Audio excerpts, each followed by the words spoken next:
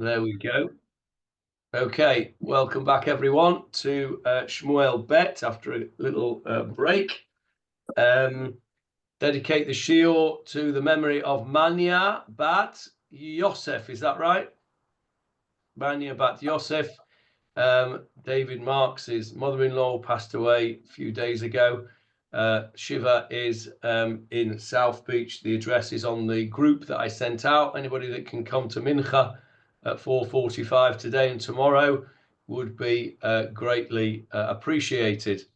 Okay, let's get to it. We left off in a situation whereby we're in chapter 3. We left off where we saw that Avner had crossed sides, left Ish-Boshet, who is the son of Shaul, and has crossed over to David's side. He's seen the writing on the wall that David is going to become the king of all of Israel, as opposed to just of Yehuda in Hebron. And he is nothing, Avner, if not a political expedient. And he sees that David is going to be the victor. So he crosses sides and he comes to David to offer his assistance in unifying the people, in unifying the house of Shaul, who's the tribe of Binyamin, with the house of Judah, of which David is already the king. And so let's just put the stuff on the screen for you now. There we go. That should be up now. You got it? Okay. So let's have a look at what happens. This is where we left it off last time.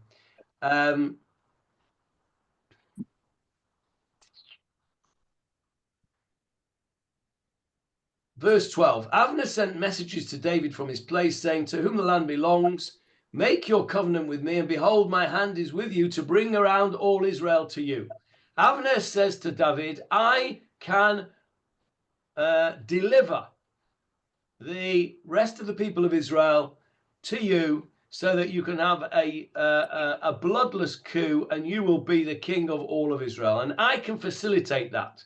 He claims to be able to deliver, which is probably true, because remember, Ish-Boshet is the king, but the king only in name. We've already said this many times, that he was a puppet king, and the puppeteer was really Avner. And Avner has fallen out now with Ish-Boshet. If you remember, Avner slept with Shaul's concubine, which is an act of rebellion. Ish-Boshet called him a dog, and they've fallen out big time. So Avner is now crossing over the floor, and he's going to join David. And so David responds in verse 13. And he said, Vayomer, Tov, okay, good. Ani echrot itcha brit. I will make a covenant with you. Ach davar echad anochi sha'el mitcha. Only one thing I ask of you. Lemor, that is, lo tireh et panai ki im lifnei aviacha et Michal bat Shaul bavoacha lirot et panai. Do not come and see me unless you first bring Michal, the daughter of Shaul, when you come to see my face. We started to discuss this last time. David says to Avner, you have to deliver me Michal. He also, David, at the same time, verse 14, Vayishlach David malachim. David sends messengers, not angels, messengers, El Ish-Boshet ben Shaul, to Ish-Boshet, Lemor, saying, Tana et ishti, give me my wife, et Michal, what Michal, asher erasti li, to whom I espoused myself, b'mea orlot plishtim, with 100 foreskins of the Philistines. Now, that's where we left it last time. What I want to discuss is the question of David and Michal. We're going to come back to this months later when we meet Michal again in chapter 6. But meantime, let's just remind ourselves of the relationship between David and Michal. What do you recall about the relationship between David and Michal, which we've pointed out in the past? It was his first wife. It was his first wife. Okay, she was his first wife, yes. What was their relationship like? Don't think it was too good. I can't remember exactly why, but she was in love with him, but he wasn't in love with her. Yes, it was a very one-sided relationship. Correct, Michael. We pointed out last week, not last week because we weren't here, last time, we pointed out last time that when Michal, we're told that Michal loved David, it's the only place in Tanakh, the only place in the whole of Tanakh where a woman is said to love a man who is not her father or her son. We don't find that David loved Michal. Nowhere does it say that David loved Michal, and and Tanakh is replete with episodes of men loving women. Look, only have to go think of as far as the Avot. It's a very common thing. So it's very, very noticeable and important what Michael Kraus just said, and that is that this was a very one-sided relationship. So bearing that in mind, one more thing, what else do we know about Michal and David? What did Michal do for David? He saved his life.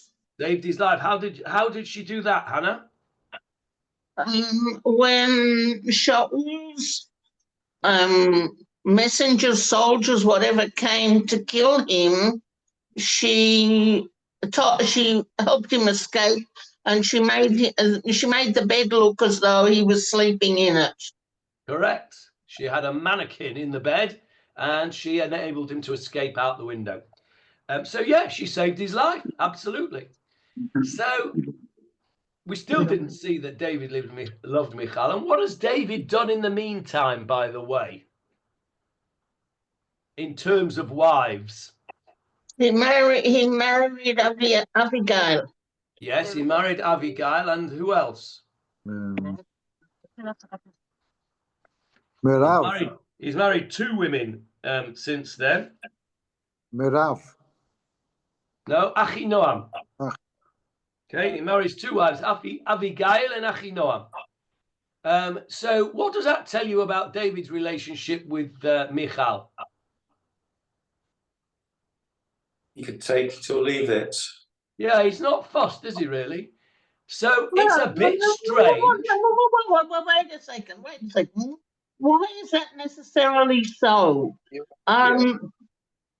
We live in a monogamous society, but Shlomo had lots of wives. That's true. And he doesn't care about them?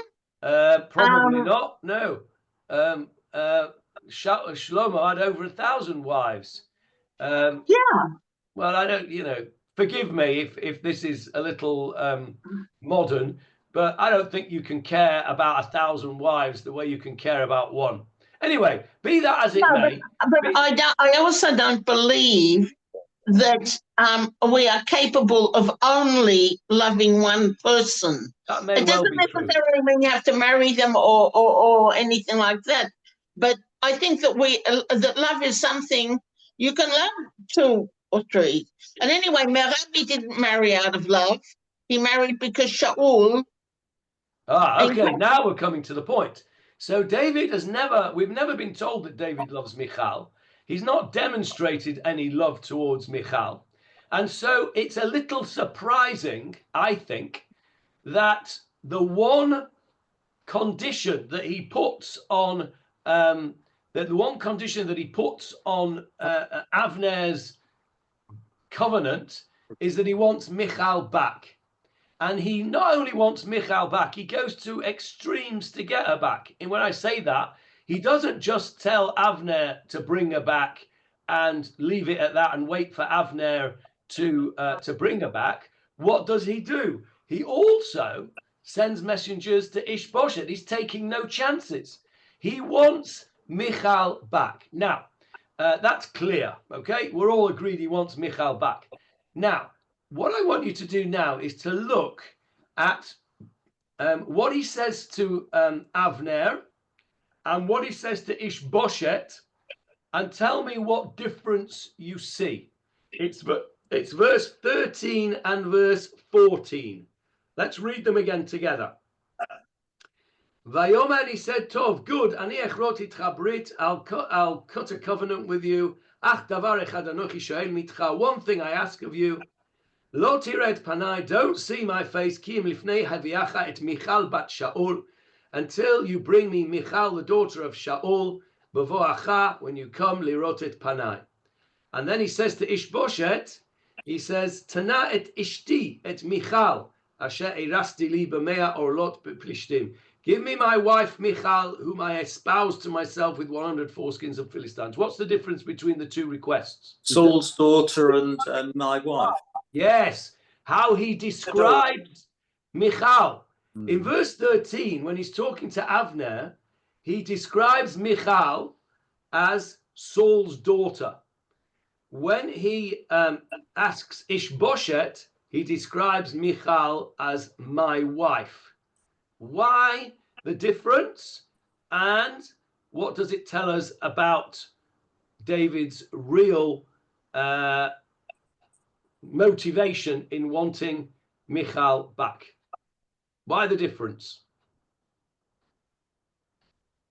Because with Ish-Boshet, it's his sister. So Okay, that's why I described her as his wife. All right, so why doesn't he say, give me your sister Michal? Because he's showing why, in case he's showing no doubt that she's his wife, and he accepts that she still is. Okay, so to Ish-Boshet, yes, one sec, Hannah, let's just deal with what Paul said. So you're right, Paul. He is stressing to Ish-Boshet that Michal is his wife. Why does he not stress that to Avner? He doesn't need to, Why? because he's making it a condition. Bring me back. Bring me Michal. So why I don't have to tell you why. Why does he describe her as Saul's daughter then? Because it's a political issue with him. Political. Correct. Yeah. We're talking Avner and David here are talking business. They're talking politics. They're talking the reconnection of a split kingdom. They're reconnecting David of Yehuda with Binyamin and the rest of the Israelites under the leadership of Shaul and now under the leadership of Ish-Boshet. This is a political covenant which is being cut. It's a deal which is being cut between David and Avner. So what David is saying to Avner is, I want Michal back with me because this will be very useful. Why is it useful? Because she's Saul's daughter. What are we trying to do here? Continuity. We are trying to get Binyamin on side. Yeah. Right? Now, think about this. If Michal comes back to David, right, and Michal is Saul's daughter, which is what's being stressed to Avner, I want Michal back because she's Saul's daughter. That makes David once again the son-in-law of King Saul, correct? Yeah. Where are the children? Where are the He's got sons? Merav. What? But he's got Merav. He hasn't got Merav. Merav has gone to the Adrieli. Mm. Merav has given 5 children to the Adrieli. So he hasn't got Merav. So if Michal comes back, he now becomes the king's son-in-law again. Where are the king's sons? Who are the king's sons, first of all? Dead. They're dead. Jonathan, dead. Yeah. All his other brothers, whose names I can't remember, Ish-Boshet, Yochanan. dead. Except for They're all dead except for Ish-Boshet. Ish-Boshet. And what is Ish-Boshet? Puppet king. A puppet, weak. Weak. Some say even crippled. Not even, a Nebuch. He's a Nebuch son. In other words, not fitting to be king. So if all the king's sons are either dead or unfitting, who's next, theoretically? Son-in-law. Son-in-law. What happened? Lahavdil Elef Abdollahs. What happened with the Peter's got a smile on his face. What am I going to say, Peter? Don't know, but I don't know. Can't read your mind. Okay, I thought you could because you had a smile on your face. What happened with the Lubavitch dynasty? Right? The sixth Rebbe didn't have any children. Who became the seventh Rebbe? Son-in-law. His son-in-law, correct. So that's what happens. So David, he wants Michal, when he's speaking to Avner, he wants Michal back because she's the daughter of Saul. He's not just describing Michal to Avner as the daughter of Saul so that he can identify which Michal he's talking about, right? He says, Michal bat Shaul. This is important because this gives me legitimacy. It will make the political connection between Yehuda and Binyamin much smoother because Binyamin will see that their champion Shaul will continue through me, not through Ish-Boshet. They've tried through Ish-Boshet and he's a waste of space, right? So they're going to then say, well, who's next? Well, if I'm married to Michal and Michal is back by my side, it's a little bit, those of you who've been learning Esther with us, it's a little bit like that with Esther and Vashti. Achashverosh and Vashti. Vashti was the daughter of a Babylonian king. Achashverosh wanted Vashti as a queen in order to keep the Babylonians on side. Same sort of thing. This is a political expediency. Somebody mentioned Shlomo in his 1,000 wives. Most of his wives were political marriages through Egypt and all the other things. Shlomo was very busy getting married to his potential opponents' daughters so that they could get alliances. And this is exactly what's going on here in verse 13. But when he sends it to Ish-Boshet, he doesn't want that message to go to Ish-Boshet, does it? Because what does it tell? If that was the message to Ish-Boshet, what would that be telling Ish-Boshet? Going to usurp you. Yes, I'm about to kick you out. I want Michal back because I'm about to usurp you, to use Hannah's correct word. So he's not going to say the same thing to Ish-Boshet. So to Ish-Boshet, he wants to show that he wants Michal back, not because he really wants Michal back, because it suits him, but he can't say that to Ish-Boshet. So what does he do? He says to Ish-Boshet, hang on a minute, Michal is my wife. And not only is she my wife, I went to great pains to the other side, actually, to get Michal as my wife. I gave 100 foreskins of the Philistines. Actually, he gave 200, but he was asked to get 100 foreskins, and I did that. So I've paid a price. I want my wife back. He doesn't say that it's Bat Shaul or your sister because he doesn't want to muddy the waters with Ish-Boshet. Why should he, rub the guy's nose in it, kind of thing? So it's a very interesting little a political scene that you see there in the difference between how David describes Michal in 13 to Avner and in 14 to Ish-Boshet. What we don't see at any time is David says, I want my wife Michal back because I love her and I've missed her and now's an opportunity for me to have her back. We don't see that at all, and that doesn't appear to be the case. So and that's a very interesting point, I think. Now, let's go on and look a bit further and see what happens. Verse 15. Vayishlach Ish-Boshet vayikacheha me'im Ish me'im ish, me'im palti el. Now, he sent, Ish-Boshet sent. Doesn't say what he sent, but presumably he sent messengers, soldiers. Vayikacheha, and he took her, me'im ish, translated here from a man. What does ish also mean? A husband. Husband. Right. From her husband. Okay. So, wait a minute. Is he a husband? Well, then it says, Me'im Paltiel ben Laish. From Paltiel ben Laish. Those of you who are learning Gemara Sanhedrin with us will know that Paltiel is not his real name. What was his real name? Yes, Michael, you're muted. Palti. Palti. And why is he called Paltiel? What does the Gemara in Sanhedrin tell us, Michael? Because he was a very good boy with a sword in between. He was a very good boy with a sword in between it, yes.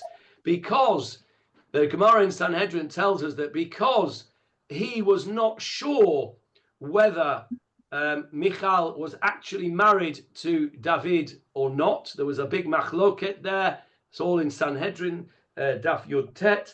Whether there was a machloket, whether David's marriage to Michal was valid or not. Paltiel, or Palti, was a very good boy and did not have any marital relations with Michal in case she was already married to David, and then he would be committing a cardinal sin. And so, in order to restrain himself from the desire, he placed a sword in the marital bed, as it were, and said, whoever will engage in marital activity in this bed will have this sword to deal with. And he was a very good boy, and he got the name Paltiel. Very good, Michael. Glad to see you were paying attention to the Gemara share. Excellent. So, one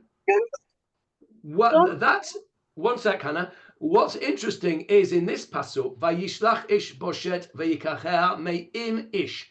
It could have just said vayikacheha me'im Paltiel, but it says me'im ish, and it's a beautiful what's the word? Ambiguity. It's a beautiful ambiguity because ish could mean from a man whose name was Paltiel, or it could mean a husband. And we don't know what it meant. And if you know the Gemara, as we do, then that's... Sorry? What'd you say, Paul? Oh, okay. Didn't say anything. Right. So if you know the Gemara, then this is a delicious ambiguity because this ish could mean her husband, or it could just mean a man who wasn't really her husband, but was behaving like a husband, sort of. Anyway, he took her from Paltiel, and what? Yes, Hannah. Sorry, go on. Yeah. Also about Ish, in Tanakh, generally the term Ish is used for somebody who's a person of stature. Boaz. Correct. Ish is like in Hebrew somebody Mishikmo Vamala.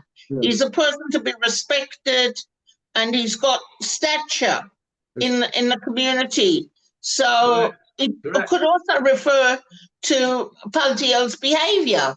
Correct. Yeah, 100%. he was an ish. Correct. He wasn't just.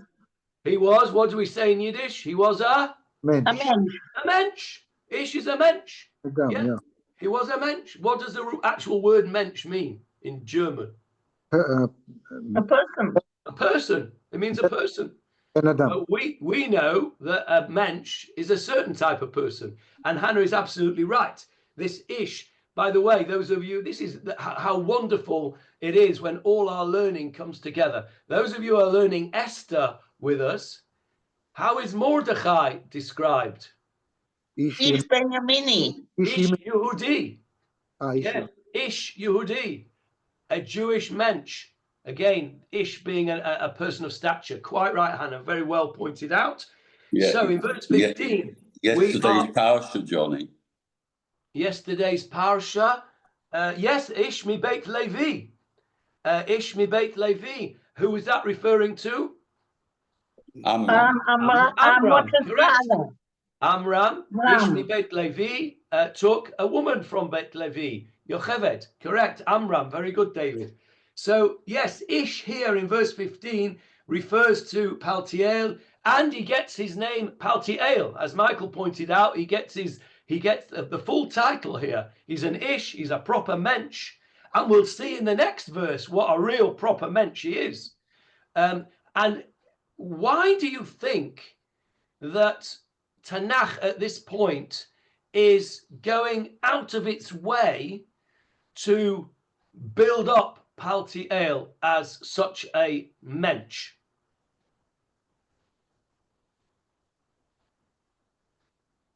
What is the subtle reason for telling us that Paltiel is such a mensch? Michal's allowed to go back to him, to David. Michal what, sorry? Is allowed to go back to David, because if he wasn't a mensch and he would have had relations with her, she would have been forbidden to go back to David. That is very true. That is very true, Hannah. Once she had relations with Palti, she would then be forbidden to David. That's true. I hadn't thought of that. That wasn't what I was thinking, but you're right. So, okay, that's good. I'm thinking more, if you like, in terms of compare and contrast. Yeah. What? Go on, Peter. Oh, with David is not as clean living as Paltiel, it would seem. Yes, it doesn't reflect well on David. I think that's what's going on here. I think that I think Hannah's absolutely right about the facts of the matter, but I think there's something subtle as well in that the Tanakh is building up Paltiel and telling us what a tzaddik he was, in contrast to David's behavior, who is using Michal as a political pawn. We're not told in any way that he loves her. And look at verse 16 now. We've not finished with Paltiel yet. Now, Vayelech ita Isha, with a mapik hey, and her husband, Isha, her man, her husband, her Ish, went with her, haloch ubacho achareha. He was going and he was weeping after her. Why is he weeping after her? Well, he's in love with her, obviously. He loves her. Despite the fact that there is no physical relationship here, he has developed a deep love for Michal, and she is being taken off him. And he's not letting her go, as it were. He doesn't want to let her go. He's walking with her, and he's weeping after her. So this is telling us how much Michal meant to Paltiel, in contrast to the behavior of David. So I think that this is a reflection of Tanakh's veiled criticism, if you like, of David's behavior towards Michal. Tanakh, all the way through, you will see, is not impressed with David's behavior towards Michal. And this is just another example. And then this is very interesting too. Her husband went with her, crying after her, ad Bachurim, until Bachurim. Now, we spoke about this a little bit in the Gemara shir, I think. And that is what is this place, Bachurim? Is it a place? Is it a place? So here it seems that it is a place. When we spoke about it in the Gemara, when we spoke about Palti, there was one opinion, and if I'm not mistaken, there were a few grumpy looking faces when we discussed this in the Gemara shir. People weren't entirely impressed with this. And that is that he was crying and going after ad Bachurim, as if they were Bachurim, as if they were young people. What is a Bachur? How do we describe? Young man. A young man, generally speaking, an unmarried young man. Okay, a bachor bar mitzvah. Okay, so when you call somebody up who's not married, you call him habachor. So a bachor implies somebody who's not married. So what the Gemara wanted to say, or one of the Meforshim wanted to say at least, was this bachorim is inferring that they were as if they were unmarried. In other words, they hadn't consummated the marriage, and they were almost like, or at least from his side at least, a lovesick young bachor. That's what the sort of drush was. But the pshat, the simple pshat of this pasuk is that it's a place. Bachurim is a place.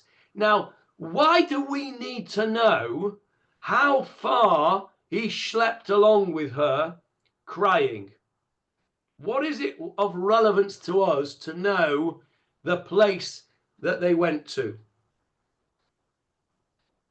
Well, you can only answer that in retrospect when we get to a later story in Shmuel Bet, the story of Shimi ben Gera. Does anybody know that story of Shimi ben Gera? Okay, let me take you to the story of Shimi ben Gera.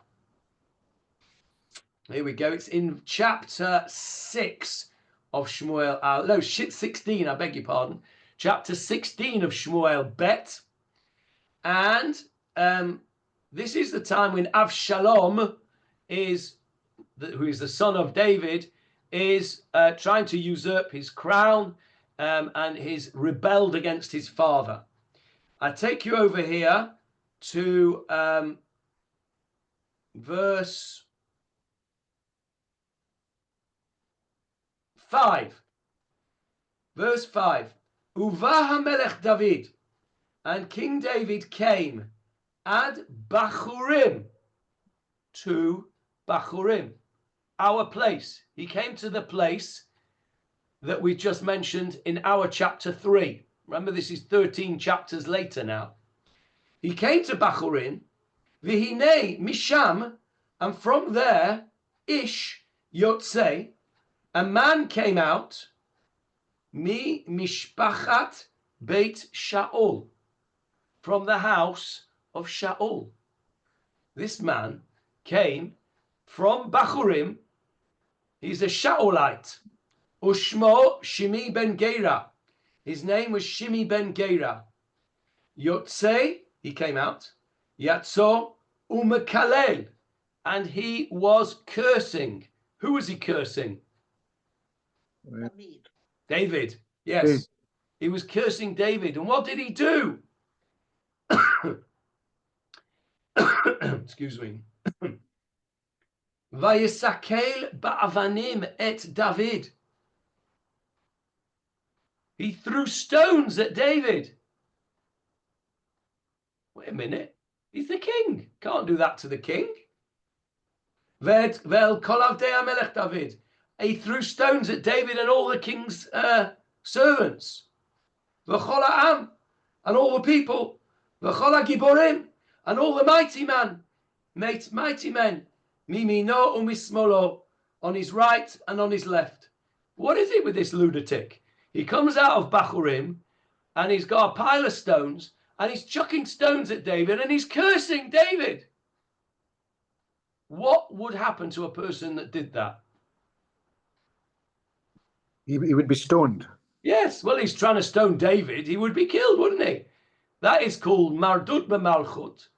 That Mered b'malchut. He is a rebel. He's rebelling against the king. And the punishment for rebelling against the king is the death penalty. And what did he actually say? Listen to this. V'cho amar Shimi. And this is what Shimi said. B'kalalo, when he cursed. Tsei, ish hadamim, ve'ish habeliya'al. Get out of here, you man of blood, you dreadful, unpleasant Belial. We've had that word before. Where have we had that word before in our learning? In Tanakh. Who is described as Belial?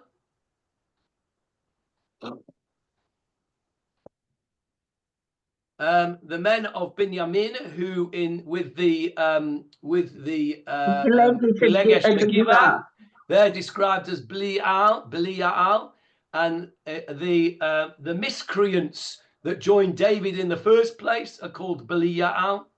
It's not a pleasant name, Belial. It means a uncouth, unpleasant person. It's not a nice thing to say to somebody. It's a concept. It's also a concept of a person who has no God, who has, I know it's an ayin and not an aleph, but it's bliel. I was thinking exactly the same thing, Hannah.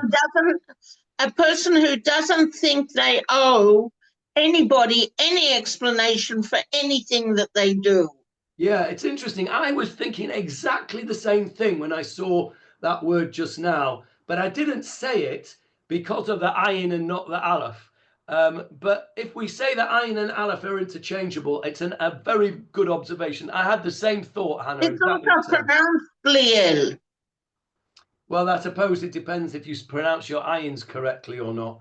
But anyway, the point is, you're right. They were lawless, ungod-fearing people. So this is a nasty thing to say to King David. You've got blood on your hands, and you're a wicked, horrible, disgusting person. Now he's not finished yet. Hashev alecha Hashem kol demei bat Shaul. May Hashem return upon you that blood of the whole house of Shaul, Hashem alachta tachtav, that you reigned in his place. Vayitin Hashem et hamlucha beyad Avshalom banecha. And you know what? It serves you right. Hashem has given the kingdom to Avshalom, your son.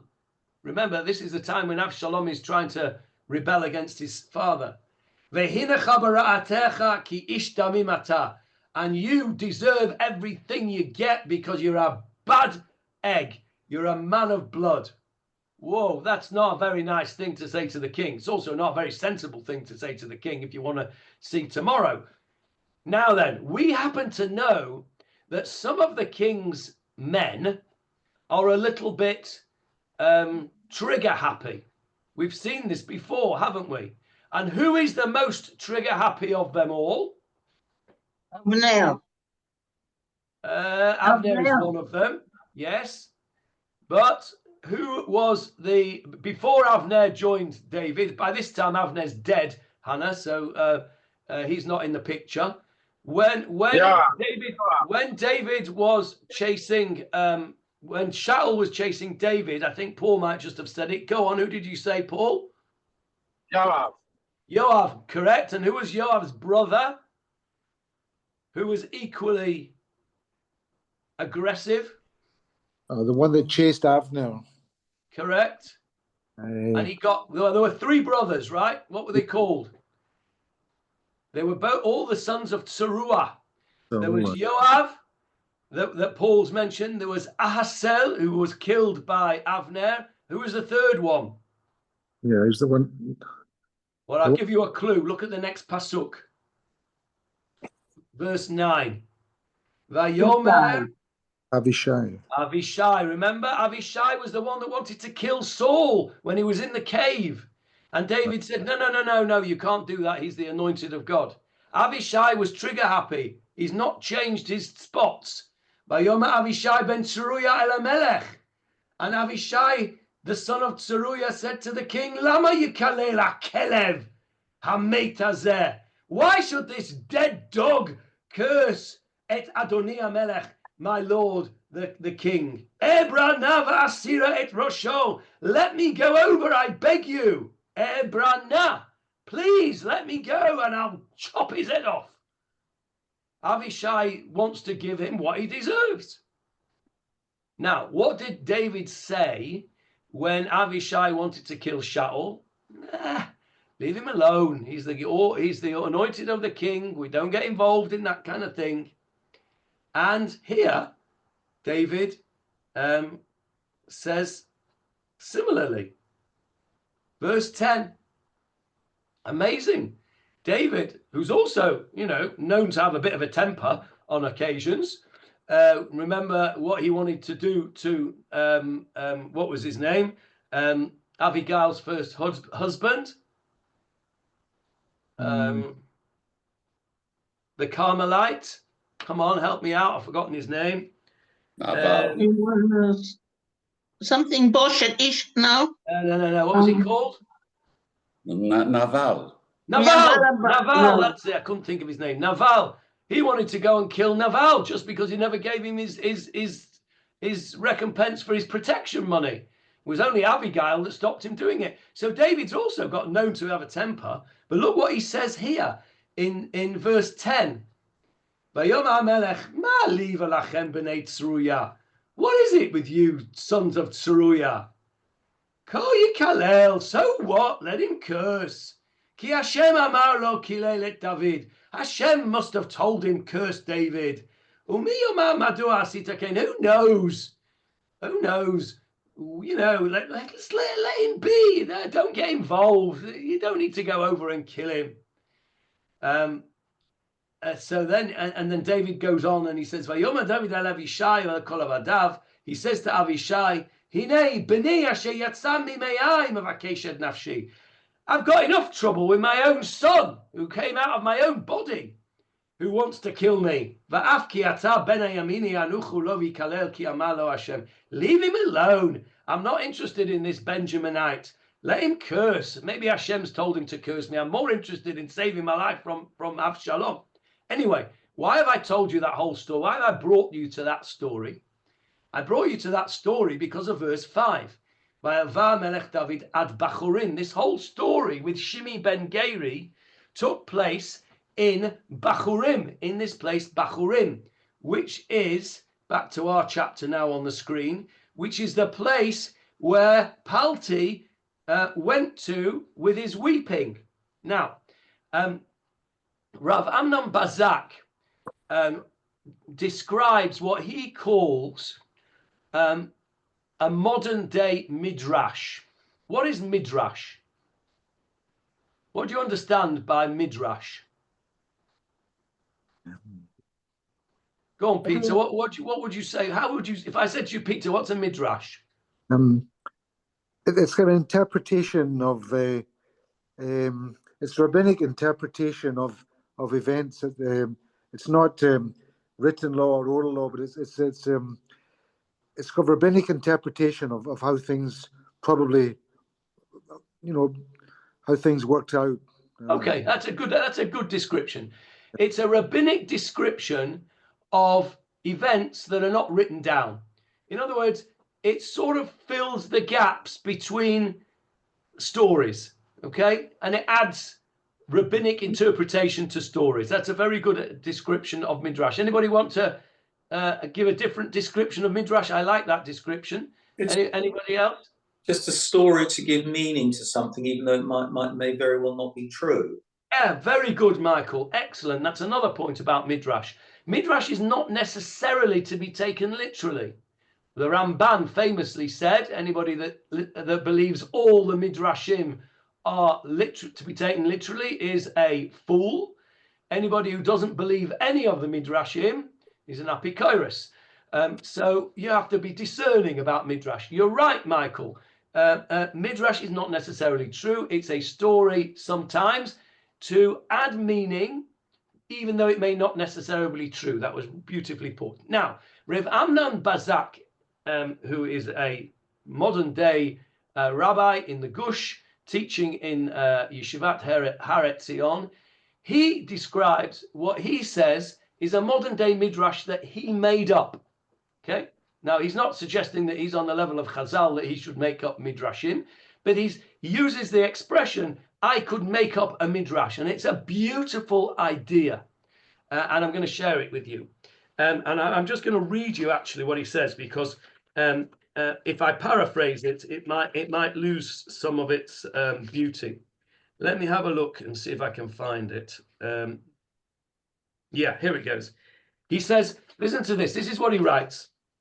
He says, I once composed a, inverted commas, Midrash to this story.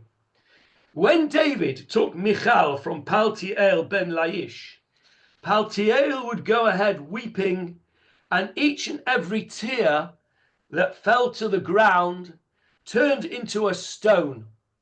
And Shimi ben Gera later picked up these stones and cast them at David. And he says, whilst this Midrash is a figment of my imagination, it seems to me that it reflects the plain sense of the scriptural text. So it's a beautiful idea. I think that's a beautiful idea. And if that had come from some, Chazal Midrash, we'd all be saying, wow, that's fab. And I still think it's fab. I don't care whether it's come from Rav Bazak or it's come from the Ramban or a Midrash or wherever it's come from. I think it's a beautiful idea that Paltiel is crying and these tears turn to stones. And many years later, Shimi ben Gera, in the same place in this Bachurim, picks up these stones and uses them to curse David and to throw them at David. I think it's a beautiful idea that I wanted to share with you on that. That's why I took you to this particular place, and the connection is the place Bachurim that we see here in verse 16. Okay. There's an interesting geographical note on Bachurim, Johnny, in the Koren, page 331. Okay, page 331 in Koren, which I have open in front of me, as I always do. Let's go to page 331. So page 331 is in chapter 16 that we've just read of the story of Shimi ben Geri. Let me read it to you. Geography, Bachurim. Bachurim is usually identified with I'm going to change my glasses for a second because I can't read properly with these glasses on. Hang on. Part of getting old, I'm afraid. Oh, that's much better. Right. Bachurim is usually identified with Ras Tamim on the eastern slopes of the Mounts of Olives. I was just there 2 days ago. Just below and to the east of Augusta Victoria Hospital. And there's a nice picture of that there on the page. This identification is based primarily on the late Christian tradition of the anonymous pilgrim of Piacenza, who visited the Holy Land in circa 57 CE. This pilgrim, however, is often mistaken. For example, he reports that nothing, not even straw, can float in the Dead Sea. Interesting. Targum Yonatan equates Bachurim with Alemet, Divrei Hayomim, which is the same as Almon in Yehoshua and has been identified at Chirbet Almit. It is therefore likely that Bachurim and Alamit Almon were alternate names for the same place. The words Bachor and Alam both mean young man in Hebrew and Aramaic, respectively. How fascinating. Okay, did not know that. There we go. Thank you for that, David. Right, let's go back to where we were up to. So, the end of that pasuk, Vayomer elav Avner, and Avner says to him, Lech shuv, go, return. Sorry, Paltiel, you've got to go back. Vayashov, and he returned. And I say that with a sad voice because I feel sad for Paltiel that he had to go back without his wife. It must have been terribly sad for him. And we know what a mensch he was. And I think it's clear here that there is sympathy for Paltiel. And as I said earlier, it's contrasted with the rather cruel behavior of David, really. Cruel towards Palti, for sure, and cruel towards Michal, because he's taken her from somebody who clearly cares very much about her, and she's going back to David, who at least doesn't clearly care so much for her.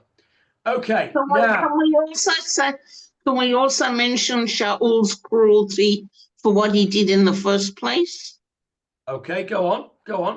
Why not? No, I think that it was cruel for him to give Michal to somebody else as a wife to go and live with and develop feelings for, even if they didn't consummate the marriage. I agree, but you see, from Shaul's point of view, remember, if you would go back to the Gemara that we learned in Sanhedrin, you're right, but from Shaul's perspective, the marriage of Michal and David was not a valid marriage in the first place. And remember, Shaul at that point hates David. He's trying to kill him. And Michal has shown herself to be loyal to David and disloyal to her father Shaul. I agree with you. Shaul's behavior towards his daughter was also cruel. Are you saying that if you're angry at someone, you have a right to be cruel to them? No. I'm not excusing his behavior. I'm explaining his behavior. I'm agreeing with you. It was cruel and it was wrong. But I'm pointing out that there were reasons why he did it. There were not excuses, but there were explanations why he did it. But you're right, it was cruel. And of course, one of the things that we see in this whole episode, which is disturbing to me and should be disturbing to everybody, and that is how women are treated as just, what's the word? Chattels to be passed from one bloke to another. It's it's certainly not the way we want to be treating a Bat Yaakov. Yes, David. Yeah, there's a fascinating note again in Koren about Michal's legal status on page 238, which you've probably seen. Yes, I saw that. I read that about this extended marital absence. Yes. Yeah, I read that this morning and I thought, shall I go into that? And I thought, to be honest, I don't fully understand it yet because I only read it about 10 minutes before the Shir started.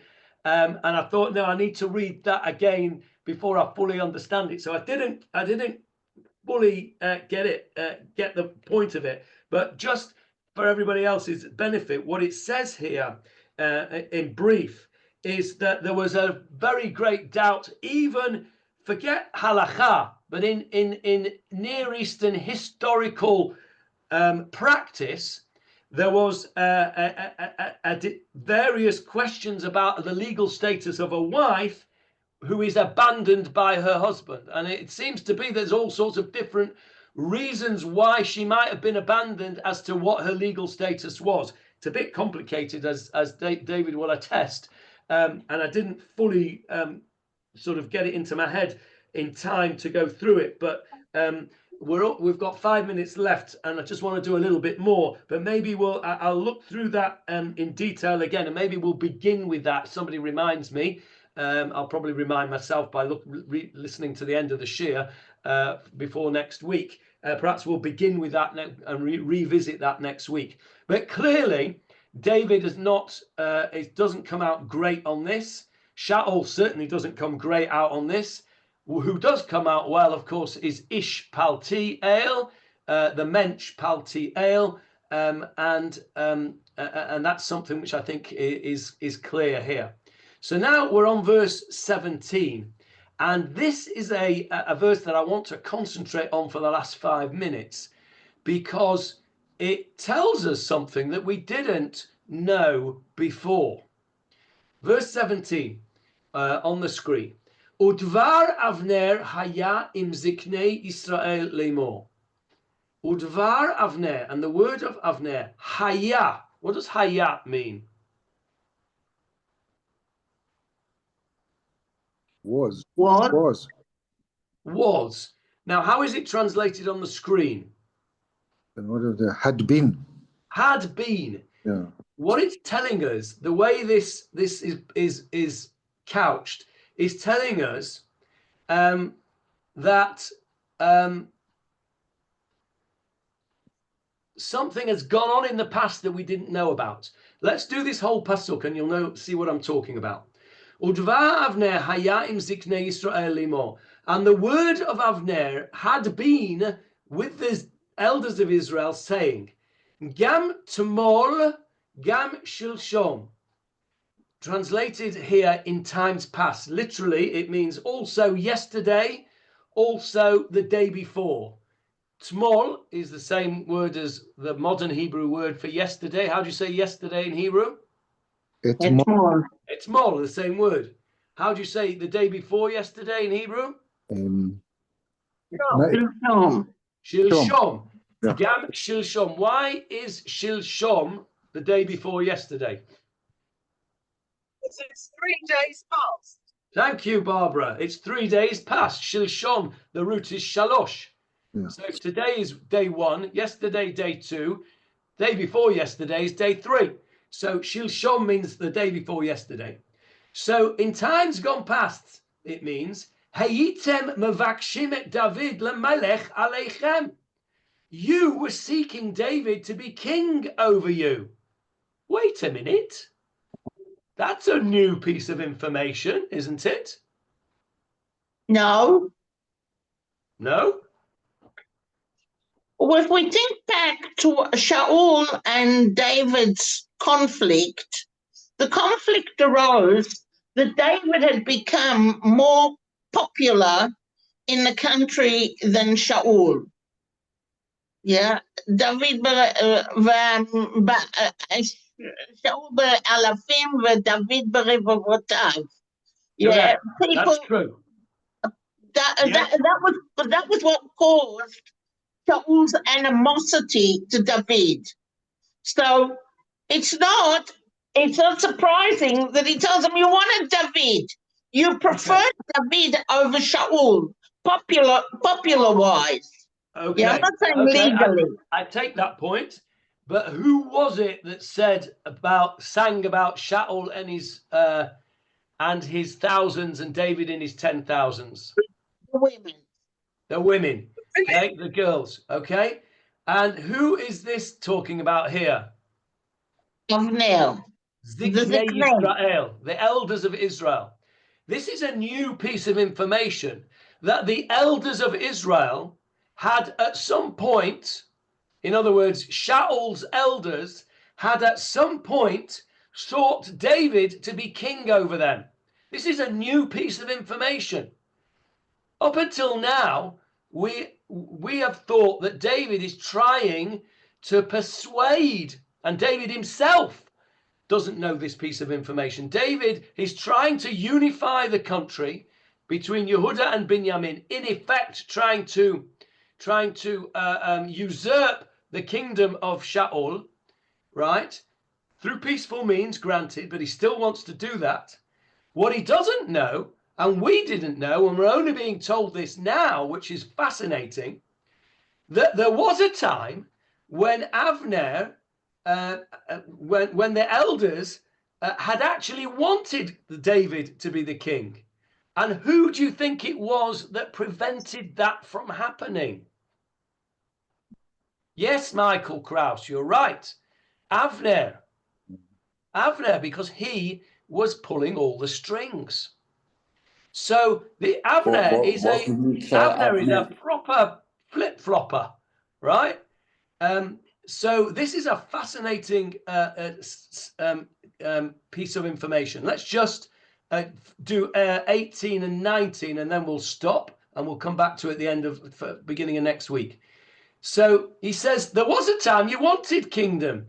Va'ata, and now, asu, do it. I agree with you, and now I'm coming to agree with you.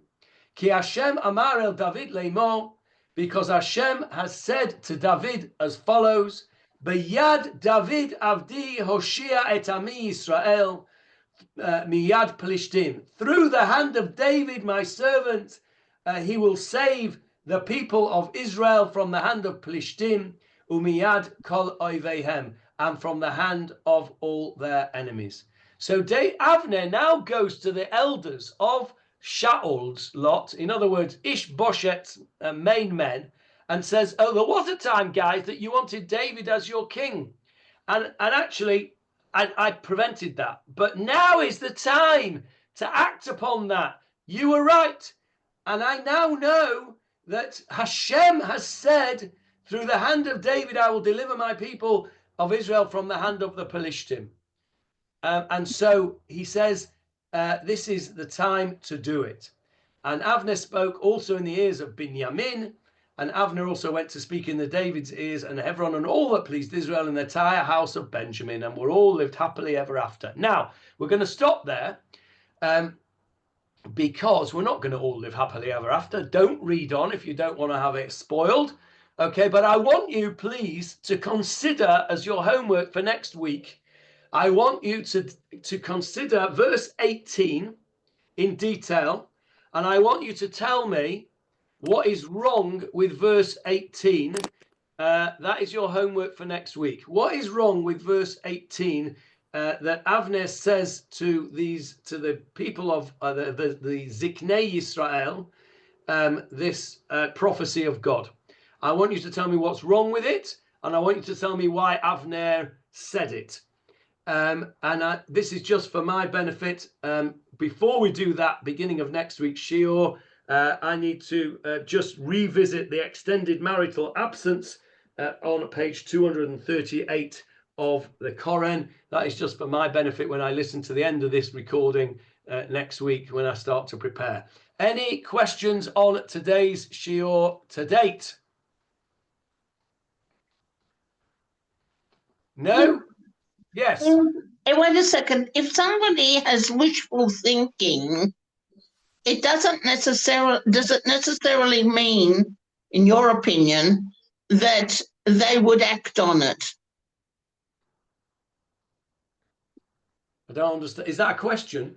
That's a question, yes. I Do don't you understand. think that I don't understand the question. Can you rephrase it? Okay, the wishful thinking. Trump's followers, wanted Trump after when Biden was elected. Right. Yeah. Take away what happened at the Capitol, but I'm sure a lot of them, a lot of his followers wanted him, but didn't do anything about it. It was wishful thinking, that he should have been the president and that he would again become the president. Maybe my attitude is that, okay, Avner says the elders of Israel were caught up in the popularity of David, and they would have wanted David to be king instead of Shaul. It doesn't necessarily mean that they did anything about it. No, that's true. But that's absolutely true. But what Avner is saying now, he's using that as his opening gambit to them to say, right, guys, it's time for David to be king. And remember, there was a time when you wanted him to be king. So let's go.